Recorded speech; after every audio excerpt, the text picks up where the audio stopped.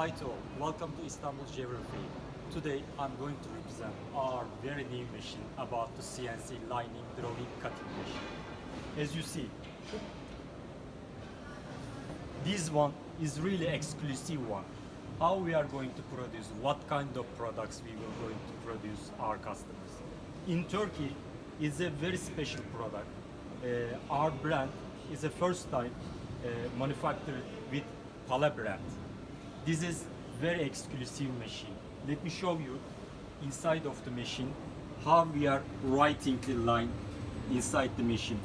These heats all changeable, and we are putting the line inside of the machine, cutting surface very smoothly, very carefully. Thank you.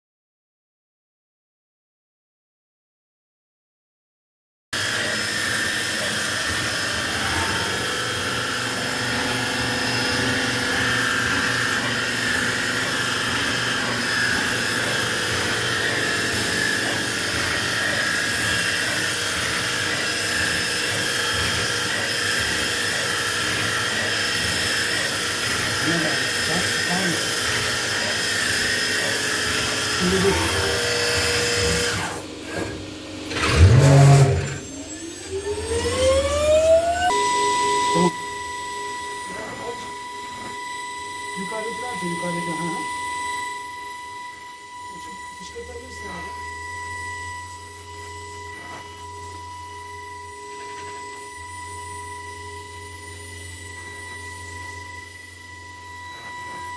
Biraz dışarı verirsin abi.